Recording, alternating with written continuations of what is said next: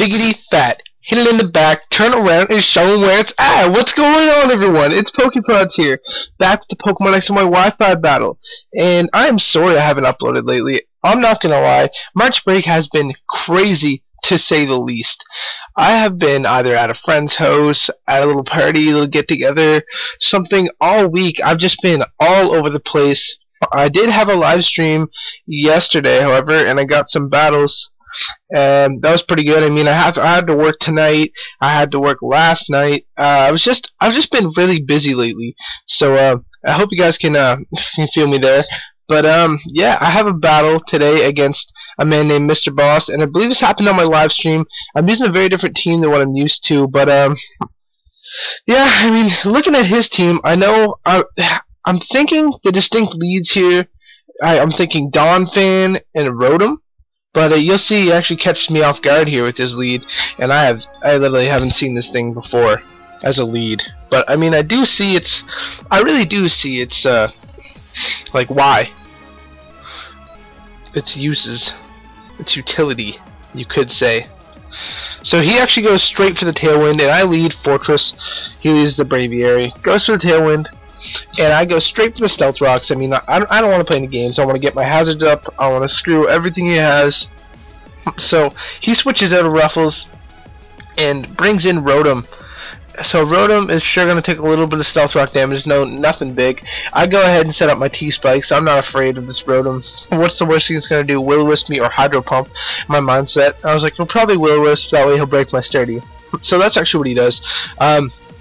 I stay in, of course. I'm like, yeah, I only use Fortress for tanking hits, getting some Rocky Helmet damage up, but mainly just for getting up my hazards. So now that I have a layer of T-Spikes up, no, I have my T-Spikes up, I have Stealth Rocks, and I have a layer of Spikes. So he Volt switches and switches out to Donphan, and I'm like, ah, damn. I'm like, I already see where this is going. So I'm like, I should have predicted this, but I didn't. So I'm gonna have to live with it now. So actually, he goes out to the Donphan and gets poisoned. I set up my last layer of Spikes. It's actually my second layer of Spikes, but it's gonna be my last in the whole scheme of things here. So now I see exactly where this is going. I was like, Donphan's gonna be spinning around, and I don't like that one bit. But it's all like it's whatever. It has to happen.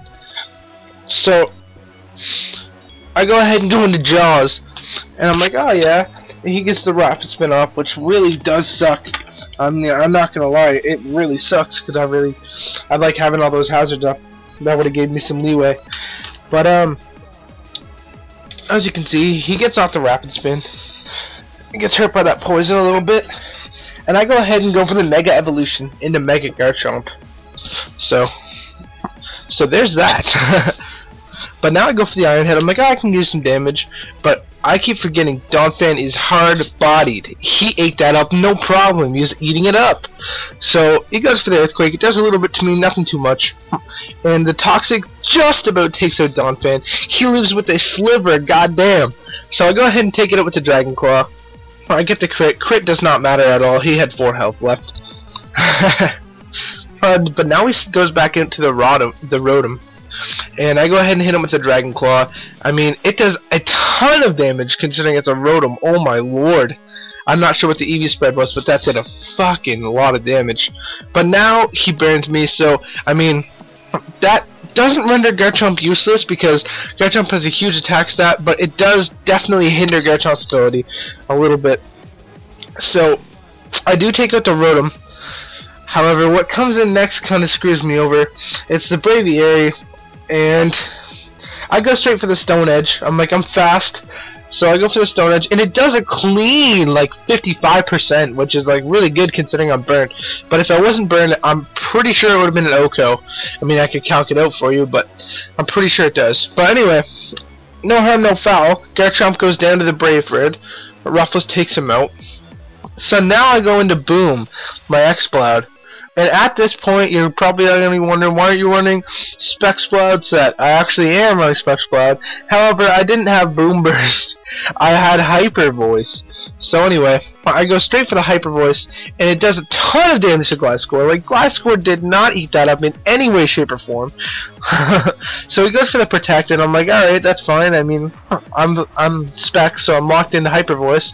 But you're kind of delaying the inevitable, because I break through your sub. Like, there's nothing you're doing. So he hits me with the knockoff, and it gets rid of my Specs. That's no big deal. I go ahead and go for the Hyper Voice, and I know it's going to take out Gliscor. The Specs is just putting a little bit extra damage in there for me. But yeah, that's the end of that. So now he switches into Kyrium. And I know there's nothing I can do against this thing, so I'm like, I better get up out of here.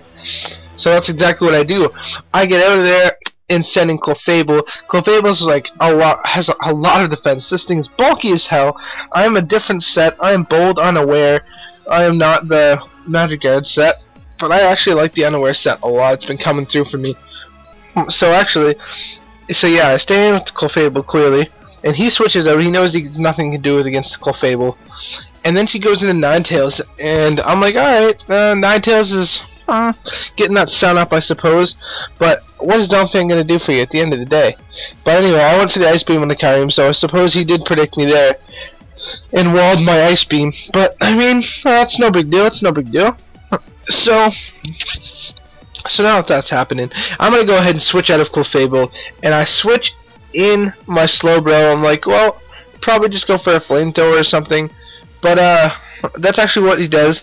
Gets for the Flamethrower, so we get a clean switch into my Slowbro, and you're probably wondering, why the hell did I bring in Slowbro if this thing has a stun up and clearly carries a Solar Beam? Well, Slowbro can take at least 3 Solar Beams, so I was just not worried. I was worried about getting some damage off on this thing, and that's what Slowbro would do.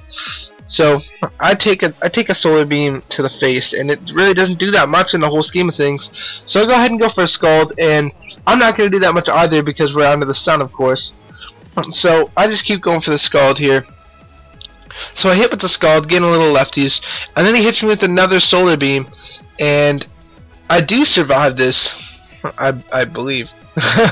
Yeah, I do survive it with 12 HP. I get another Scald off, and at this point I'm like, well, I don't exactly want you to die yet, so I'll let you gain your lefties real quick, and then I think I'm going to switch you out of here. I'm like, yeah, he's probably going to go for a Solar Beam, was my mindset, so I'm like, alright, I'll switch out Slowbro. And I switch into Sceptile. I mean, this was risky in case he predicted me and went for a Flamethrower, but, I mean, he wasn't really going to predict that. I mean, really. That was kind of unorthodox on my end, bringing in Sceptile versus a Ninetales. But you'll see Sceptile's is coming through. So the sun is down, and Sceptile goes straight for the Dragon Pulse. Sceptile's cleaning house, taking out that Ninetales, no problem. Oh, so with the Ninetales down, he has 2 more Pokemon left. He has Ruffles. Yeah, he switches in Ruffles, and I go for the Dragon Pulse, not playing any games. I'm like, yeah, I should take this thing out. So, boom! That's what happens. Sceptile is a savage, taking names all day long. So, Sceptile takes that out, no problem. And then, in comes Kyrium, and I'm like, you know what? I'm fast as hell. I'm a Life Orb Sceptile. I want to go for the Dragon Pulse. And this does a ton of damage, you'll see. That's a Kyrium. Oh my lord, that did a lot of damage. Holy shit. So anyway, he goes for the Freeze Shock, and I'm really not sure what this does, to be honest. So if any of you know, you can go ahead and leave it in the comments. But anyway, that's going to wrap it up with the Dragon Pulse. So thanks for coming out and watching this video, guys. Just like to say thank you for all you guys and your support. Comment, rate, subscribe. Thanks. That's all for today. PokeProdz out.